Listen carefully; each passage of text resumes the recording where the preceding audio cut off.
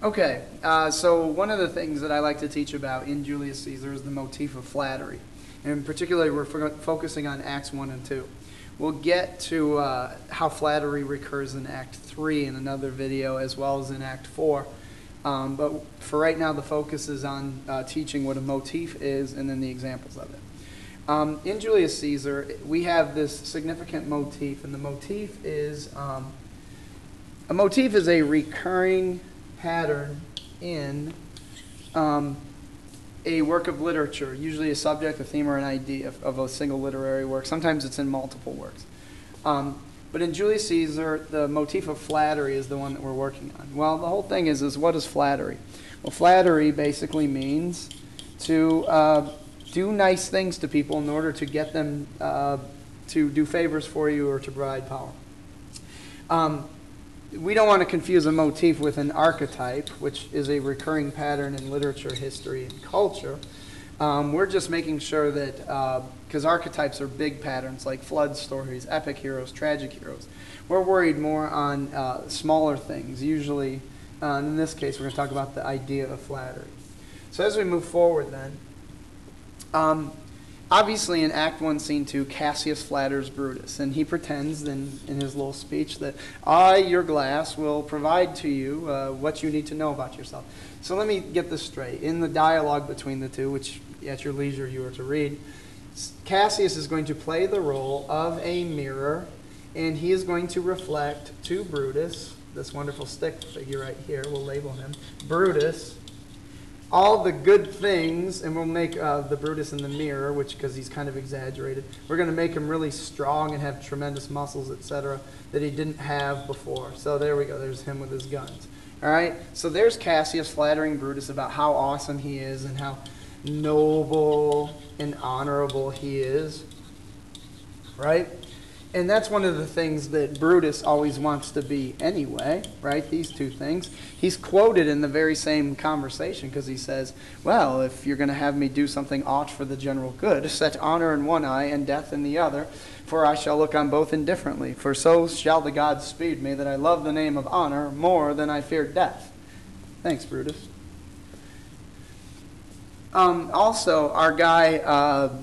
Cassius does these lines. He says to Brutus, to flatter him, he says, oh, well, you and I have heard our fathers say that there was a Brutus once that would have brooked the eternal devil to keep his state in Rome as easily as a king. And in this case, he's actually referring to that at one point in time, there was a guy who named himself king.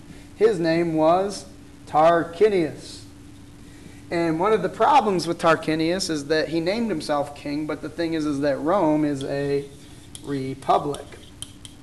So there was this guy named Junius Brutus, by whom the month of June is named after. So there was this guy named Junius Brutus, who, in order to restore the republic, stabbed Tarquinius several times and restored the monarchy, or restored the republic from monarchy from this guy Tarquinius back in the day.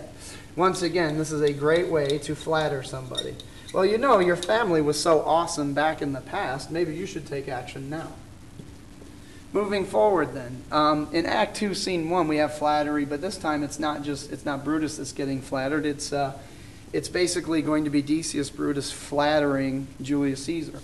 And what you see here is that Cassius says, but it is doubtful yet whether Caesar will come forth today or no. For he is superstitious, grown of late, and quite from the main opinion he held once of fantasy, of dreams, and of ceremonies. Which is true, because Caesar was not a suspicious person. He generally did not believe in superstition and all that stuff. It may be that these apparent prodigies, the unaccustomed terror of this night, and the persuasion of his augurs may hold him from the capital today. Which is really funny because the augurs cut open an animal, and when they open up the animal, there is no heart within the beast. So the augurs might actually be right, and how funny that Cassius kind of knew ahead of time. Oh wait, Cassius really didn't know ahead of time. It was Shakespeare writing this stuff in. All right, but Decius, and this is why I love Shakespeare. Decius says, oh, never fear that. If he be so resolved, I can oversway him, because he loves to hear that unicorns may be betrayed with trees. So now we think about this. What is a unicorn? It's like a horse-looking thing, right? Looks and he's got an eye right there, and he's eating his stuff. And it has a horn right here. So unicorns may be betrayed with trees. Well, let's think about that. The unicorn might bust off of its horn if it hits a tree, and therefore it'll die. All right, so I can see why unicorns would be betrayed with trees. But the first time I read this, I go, bears with glasses. And I'm trying to think, how would a bear be betrayed by glasses? Well, one of the funny things that we like to think about when we think of the Globe Theater is that at the Globe Theater and outside of it, this is my thing of the Globe Theater, there was this area, and what they would do is they would take a stake and jam it into the ground. And then the next thing they would do is go out and capture a bear, this poor teddy bear right here, and he's unhappy. They would chain the bear to this stake, right? And then as a form of entertainment, they would basically harass the bear and make it freak out and throw things at it and taunt it. And one of the favorite things to do was, oh, let's go get a mirror with a bear, and put it in front of the bear. So the bear sees himself in the mirror and then begins to freak out. Roar! So that's my impression of why bears are betrayed with glasses. Today we call that animal cruelty, but in Shakespeare's time it was a jolly old good time.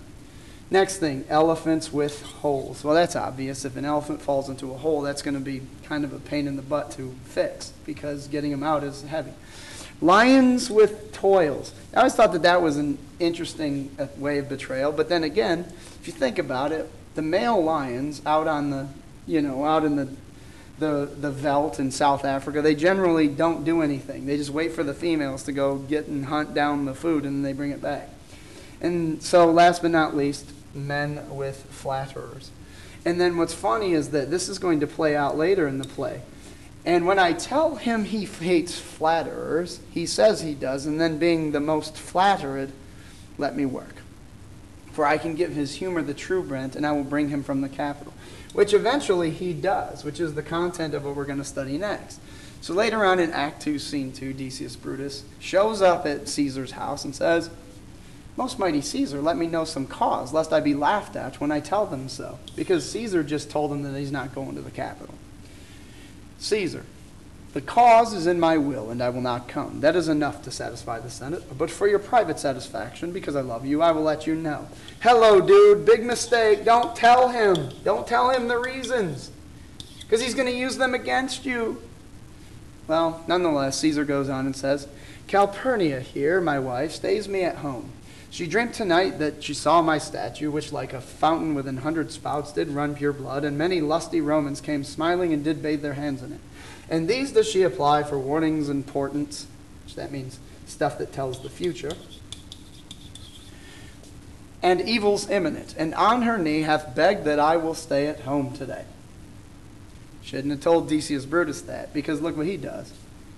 "Oh, this dream is all misinterpreted.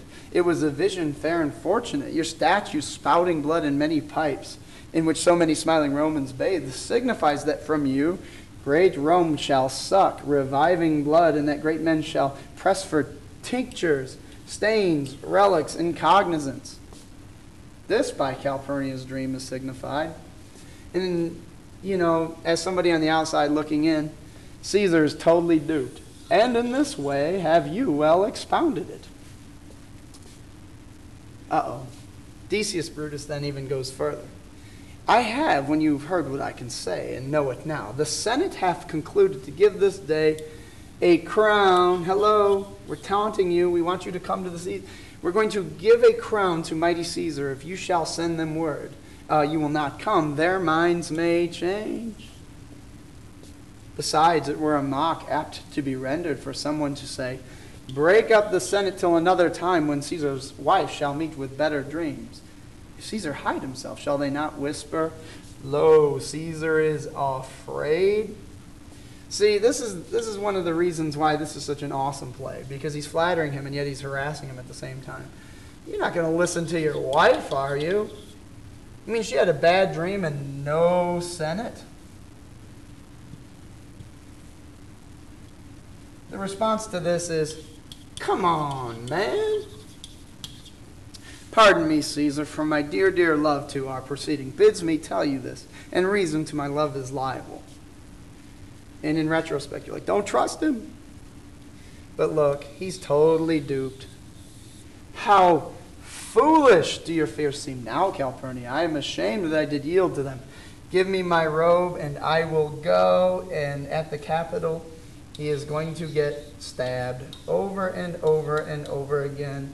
And the knife will look like this by the end. And not only that, will Brutus and Cassius and all the conspirators have red blood all over their hands. All because Decius Brutus knew how to harass Julius Caesar. That's what flattery can get you in Acts 1 and Act 2.